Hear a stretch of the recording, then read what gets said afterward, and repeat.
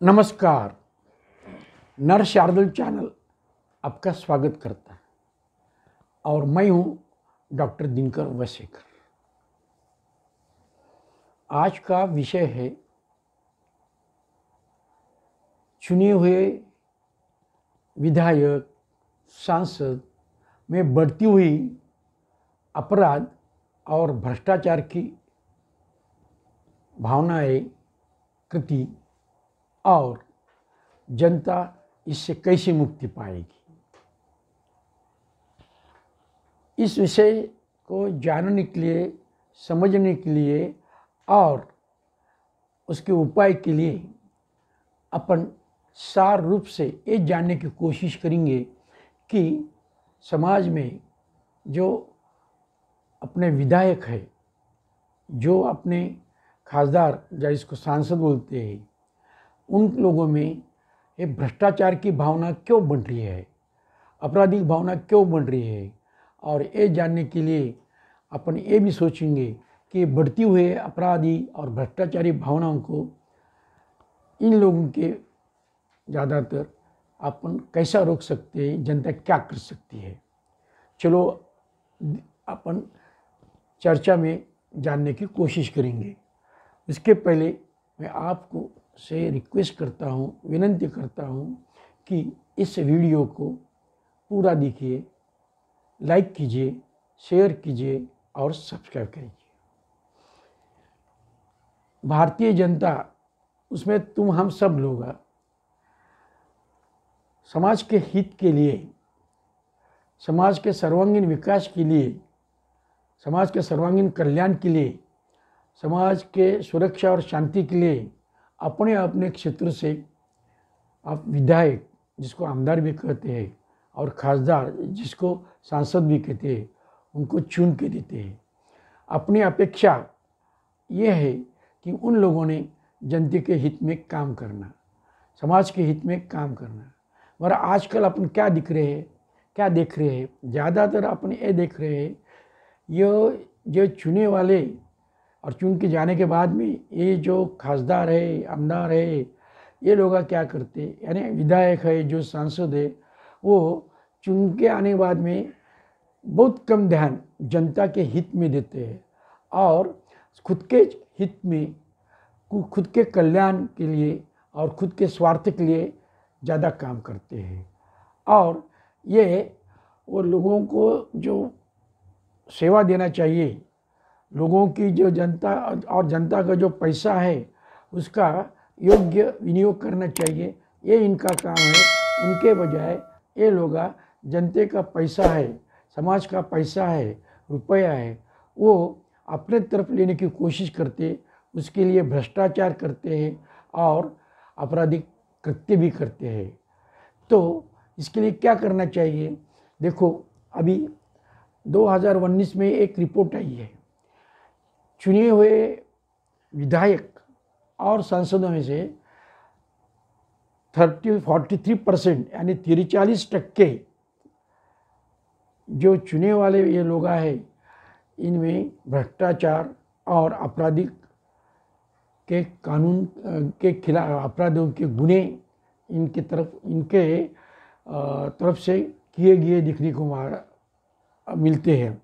और ये गुने, ये जो दोष है इनके, उनके लिए अभी हर एक बिल सुप्रीम कोर्ट में दाखिल हुई है। सुप्रीम कोर्ट में विनती की गई है, रिक्वेस्ट की गई है कि ये जो चुने हुए सांसद हो या विधायक हो, इनके खिलाफ जो आपराधिक कलम है, भ्रष्टाचार के कलम है, उनकी तुरंत सुनवाई हो और अगर ये दोषी निकले उनको तुरंत सजा भी हो और उनको आजीवन चुनाव बंदी भी हो। मगर ये पील तो बाजू को रखिए, मगर इसके सिवा अपने देश में कुछ कानून ऐसे हैं कि जो ऐसे चुन के आए वाले आमदार, खासदार है, या जिसको हम विधायक सांसद देते हैं, उन्होंने भ्रष्टाचार नहीं करना, उन्होंने आपराधिक काम नहीं करना, और किए तो उनका सजा का भी प्रावधान है। जैसा घटना 102 कलम आर्टिकल जिसको बोलते हैं और 191 आर्टिकल के द्वारा अगर एक आधा सांसद हो या आमदार हो वो अपराधी पाया गया है तो उसको सज़ा होने के बाद में उसको संसद क्षेत्र उसको सांसद से या विधान भवन से उसको डिस्क्वालीफाई किया जाता है, उसको 6 साल के लिए बाहर निकाला जाता है। उसके सिवा एक 1951 में 1951 में पब्लिक रिप्रेजेंटेटिव एक्ट बोल के एक्ट पास किया गया है। उसके तहत भी से उसके सेक्शन है 8/2 8/3, उसके तहत अपराधी विधायक हो या सांसद हो उनको 6 महीने 6 साल के लिए निष्कासित किया जाता है और उन पे इलेक्शन के लिए लड़ने के लिए बंदी भी की जाती है। फिर भी आप देख रहे हैं कि अपराधी भावना और भ्रष्टाचार इन लोगों में बढ़ता ही जा रहा है, चुनाव इलेक्टेड रिप्रेजेंटेटिव में बढ़ता ही जा रहा है। ऐसा क्यों है? क्योंकि कायदे का कानून को ये डर रहे नहीं या उनका डर नहीं मालूम हो रहा। तो फिर अपने को क्या करना चाहिए? ऐसे जो भ्रष्ट और आपराधिक ख्याल के जो लोग हैं, विधायक हो या सांसद हो, तो अपन कुछ नहीं कर सकते। जनता इससे हैरान है, जनता इससे परेशान है, क्रोधित है, कुछ करना चाहती है मगर कुछ कर नहीं सकती। क्यों? कि एक दफ़ा चुन के दिए तो 5 साल के लिए जनता और समाज के हाथ में कुछ भी नहीं है। और सबसे बड़ी बात यह है, चुन के तो देना ही पड़ता है किसको न किसको तो भी। और ख़ास बात यह है उसमें कि जो चुनाव लड़ने वाला है वो चाहे विधायक हो या सांसद हो, उसको एजुकेशन क्वालिफिकेशन यानी शैक्षणिक अर्हता की कुछ जरूरत भी नहीं है। अनपढ़ गंवार भी इलेक्शन लड़ सकता है और उसके लिए कुछ समाज सेवा की अड़ भी नहीं है।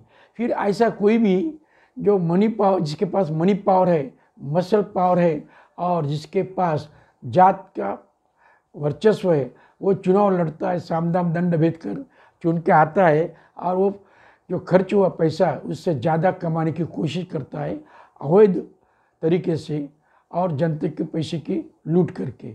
तो इसके लिए क्या इलाज है?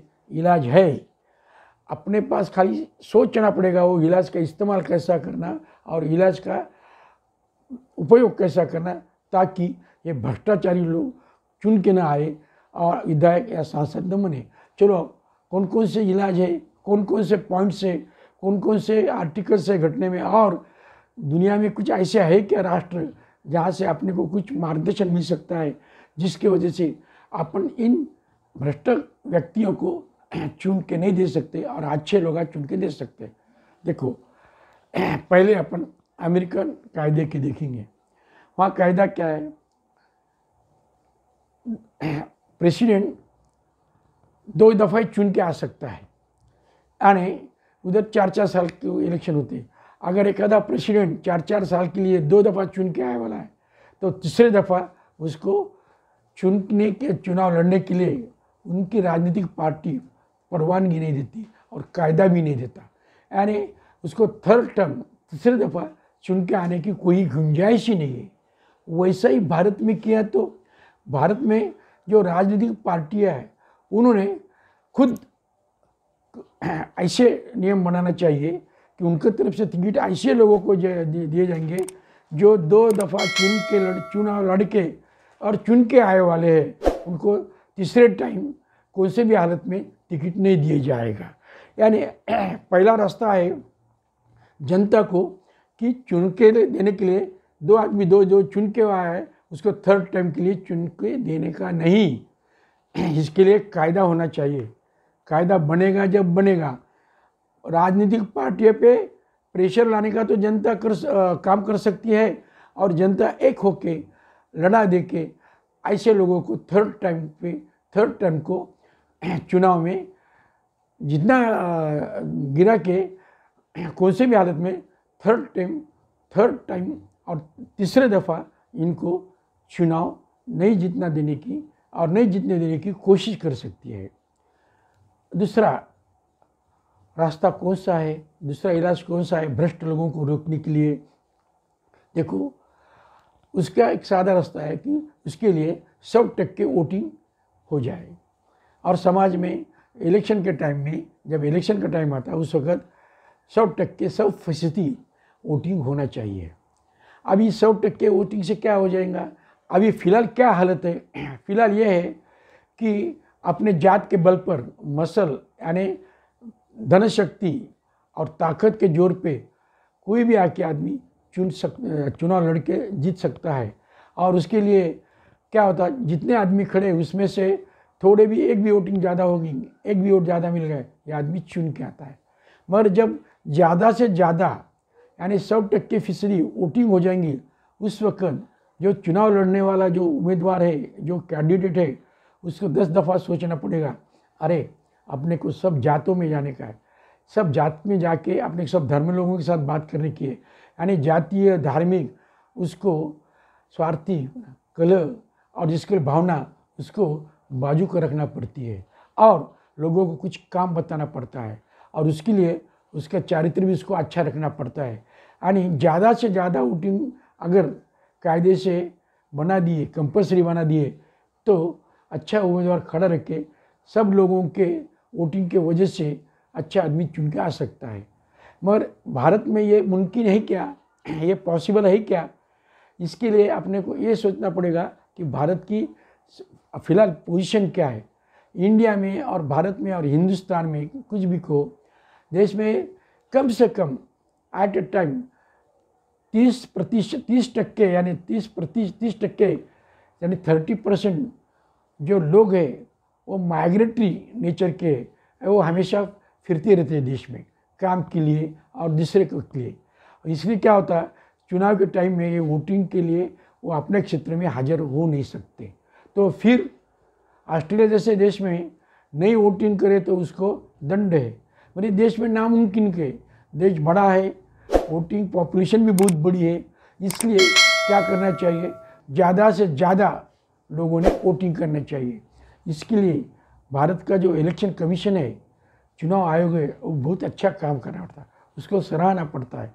वो चुनाव के टाइम में पब्लिसिटी करता है, लोगों को आह्वान करता है कि देखो वोटर्स कृपया ज़्यादा से ज़्यादा चुनाव करें, ये पवित्र कार्य, ताकि अच्छा कैंडिडेट चुन के आए। तो अपने को जनता को दूसरा रास्ता है कि ज़्यादा से ज़्यादा वोटिंग करके जो आदमी काबिल है, जो आदमी लायक है, जो आदमी चारित्रवान है, उसको सब मिलके वोटिंग करें। ये दूसरा रास्ता है, दूसरी कोशिश है, जिससे अपन भ्रष्ट लोगों को चुन के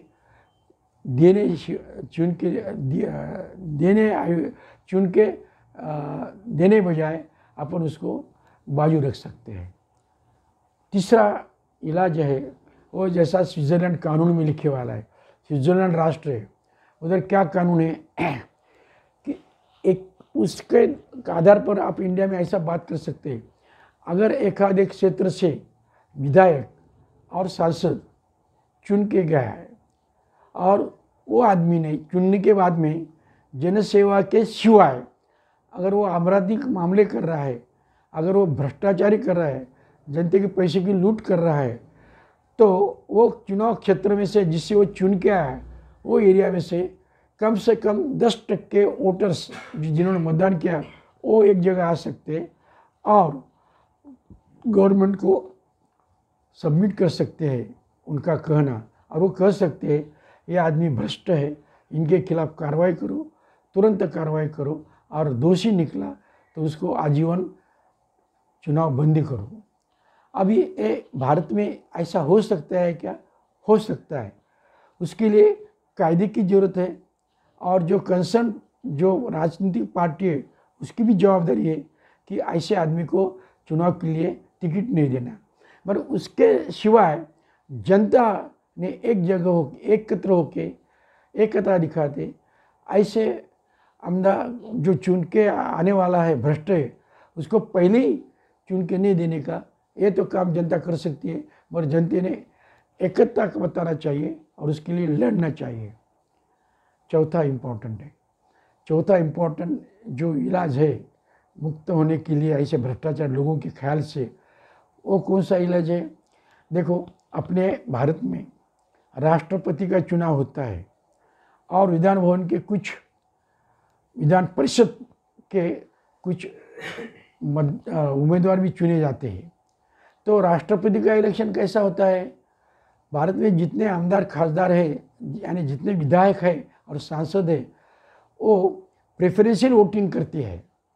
अब प्रेफरेंशियल वोटिंग मतलब क्या रहती है कि जो आदमी को चुन के देने का है उसमें सबसे ज़्यादा उसको फर्स्ट प्रेफरेंस वोटिंग मिलना चाहिए, उसको 1 नंबर की वोटिंग सबसे ज़्यादा मिलना चाहिए। और इसके लिए कितने भी उम्मीदवार खड़े रह सकते हैं। तो फिर जब चुनाव में कई लोग खड़े होते हैं तो पहले क्या किया जाता है कि जो जितने चुनाव के लिए वोटिंग होना चुन के आने के लिए, वो 50% प्लस 1 वोट जिसको मिले उसको चुन के आया है ऐसा डिक्लेयर किया जाता है, ऐसा बताया जाता है। मगर जब ज़्यादातर उम्मीदवार खड़े हैं तो उसमें क्या होता है, कुछ लोगों को कम वोटिंग मिलती है। तो जिसको कम वोटिंग मिलती है, जो पहले प्रेफरेंस में चुन के नहीं आता, ऐसे लोगों को अलग किया जाता है और उनके जो वोटिंग है प्रेफरेंस की फर्स्ट की उसको दिया जाता है। ऐसा करते करते एक एक करके बात करके आखिरी जो 1-2 बचते हैं उनको जितने बाकी के लोगों के फर्स्ट प्रेफरेंस वोटिंग मिली है उसके आधार पे अगर एखादे उम्मीदवार को 50% से ज़्यादा ज़्यादा वोट मिलता तो उसको चुन के आया ऐसा डिक्लेयर करते। मगर इंडिया में, हिंदुस्तान में ये थोड़ा कठिन है। क्यों कि ये जो चुनने की प्रक्रिया है जिसको प्रेफरेंशियल वोटिंग बोलते, तो जिसको टाइम लगता है, उसको समय लगता है और वो इंडिया में थोड़ी सी कठिन है। मगर आम वोटर को, सब वोटर्स को, सब मतदाता को ये समझने के लिए ज़रूरत है कि ये भी एक रास्ता है। चौथा रास्ता कौन सा है कि अपने इंडिया में कॉन्स्टिट्यूशन बनाने वाले को, घटनाकारों को मालूम था कि चुनने के लिए जो अच्छे पढ़े लिखे वाले हैं वो चुनाव में भाग नहीं लेते। उनको मालूम है अपना ज्ञान, अपना कार्यान्वयन, उससे अपना लोगों को वोटिंग देती नहीं। वहाँ पैसा होना, मनी पावर होना, मसल पावर होना, ताकत होना, जात की ताकत होना, घराने की ताकत होना, वंश की ताकत होता, ये तो अपने में नहीं है। तो दिमाग वाले जो ज्ञानी लोग हैं, जिनके पास अच्छे काम है, समाज सेवक है, वो खड़े नहीं रहते। तो इनके लिए फिर अपने घटने में तरतूब क्या किए वाली है कि अगर ऐसे समाज में लोग जो है दिमाग वाले ज्ञानी है, उनका तो उपयोग समाज के लिए होना चाहिए और ये तो चुन के आ नहीं सकते। तो इसके लिए क्या तरतूब बनी है, जो लोग ऐसे है जो कला में तज्ञ है, विज्ञान में तज्ञ है, समाज सेवा में तज्ञ है, साहित्य में तज्ञ है, ज्ञानी है, अनुभवी है, जो सहकार क्षेत्र में तज्ञ है, ज्ञानी है, या इन क्षेत्रों में 4-5 क्षेत्रों में उनका कार्यानुभव बहुत अच्छा है, समाज के लिए और रात दिन काम कर रहे हैं, तो इनको प्रेसिडेंट या आमदार जो मिनिस्टर की मीटिंग रहती उनके तरफ से आए वाले नामों में से चुनते हैं और काबिल आदमी को आमदार पद के लिए और सांसद पद के लिए नॉमिनेट करते, रिकमेंड करते और बाद में ये लोग आमदार बने हैं और आमदार चुन के आए, सांसद चुन के आए, ऐसा नोटिफिकेशन जारी किया होता है। तो समाज में ये तो राजनीतिक पार्टी ने करना चाहिए, ज्ञानी और अच्छा अनुभव के लोगों को चुन के देने के लिए वैसे उम्मीदवार जनता के सामने रखे, मगर वो भी नहीं हुआ और कानून भी नहीं बना, खास नहीं बनाया। तो जो प्रेजेंट सिचुएशन है, वो प्रेजेंट सिचुएशन में जो लोग ज्ञानी है, जो अच्छे चरित्र है वाना है और उसके सिवा अगर कुछ भी नहीं है तो बहुत सामाजिक कार्य किया है उन्होंने, ऐसे लोगों को समाज ने चुनना चाहिए। और ऐसे चुनने देने के बाद में सांसद हो या विधान भवन हो, अच्छे कायदे पालन हो जाते और समाज का अच्छा कल्याण और समाज की अच्छी सेवा हो सकती है। तो मैंने आपको ये 4-5 मुद्दे बताया, पॉइंट्स बताया, उसके माध्यम से जनता एक आ सकती है और जनता के एकता से लड़ा दे सकती है, इसको मूवमेंट बन सकती है और समाज को अच्छे आदमी चुन के दे के ये भ्रष्टता और आपराधिक भाव से जनता मुक्त हो सकती है। और ये बहुत कठिन बात है मगर शक्य है, हो सकती है।